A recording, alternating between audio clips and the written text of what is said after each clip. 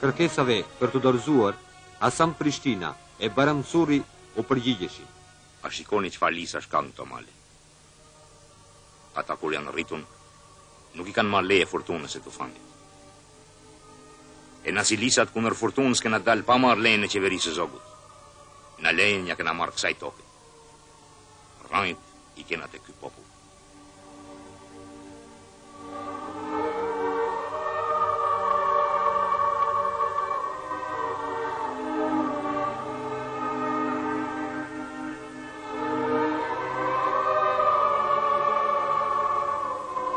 Kalonin dimrat të ashpër me dëborë dhe furtunë.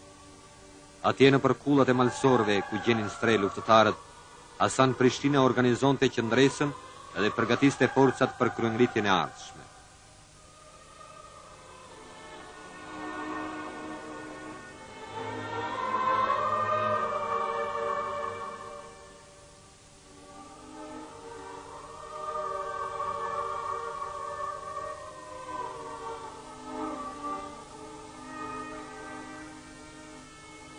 Në qershor 1924, triumfoi revolucioni demokratiko-borgjes.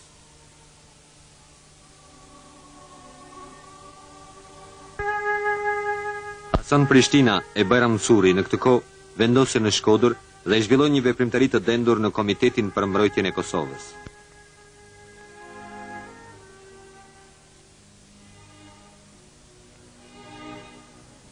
Në Kosovë asnjëherë nuk rreshti lufta për të drejta kombëtare.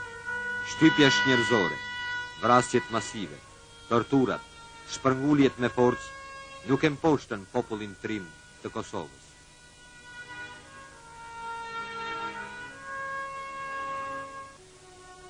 Qetat luftëtare të Azem e Shot e Galicës e trimave të tjerë mbanin të ndezur zjarrin e luftës për liri. Shtator 1924.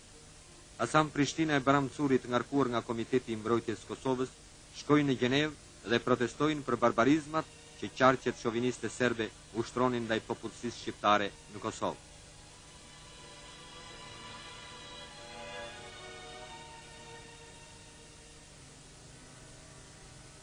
Revolucioni i qershorit dështoi.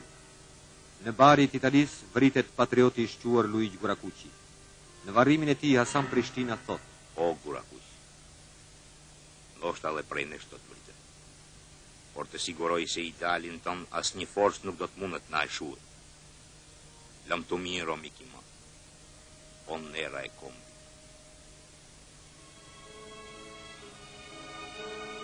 Fillon jetën e vështirë të mërgimit, por asnjëherë nuk e rreshti luftën, asnjëherë nuk gjeti qetësi.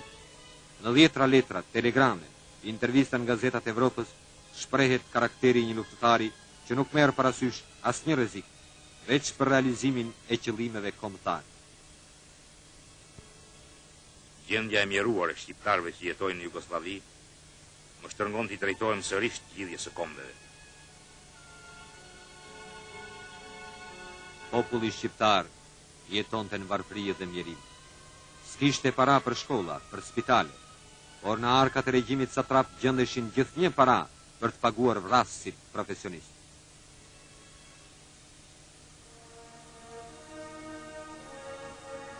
Gjyqi politik e dënon sërish me vdekje.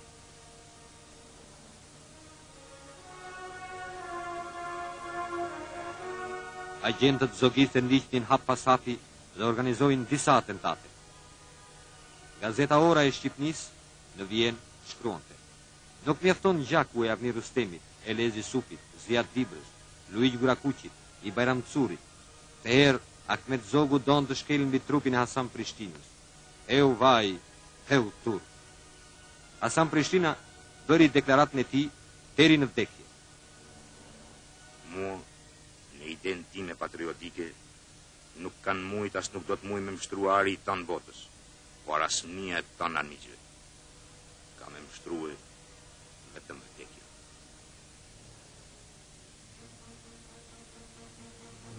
Nga korespondenca që mbanin konsujt e mbretërisë, merret vesh se ndiqjeje përgjohej hap pas hapi.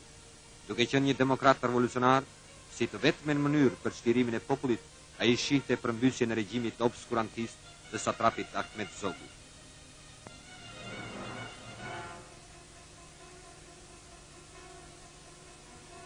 Pas 6 dënimesh me vdekje e 4 atentatesh, më 14 gusht 1933, në orën 5 pas treke, në një rrugë të Selanikut, dora mizore qëllon e le pa frym burrin e shquar e pamposhtur Hasan Prishtin.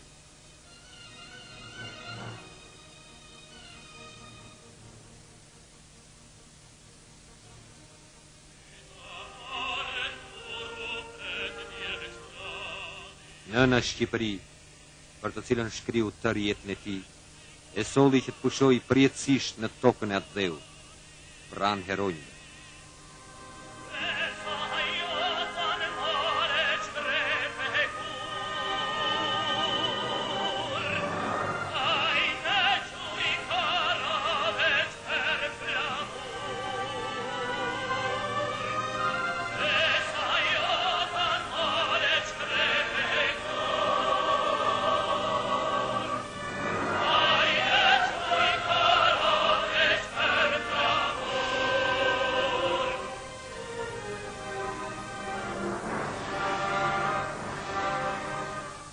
Jeta dhe vepra e Hasan Prishtinës është e pavdekshme.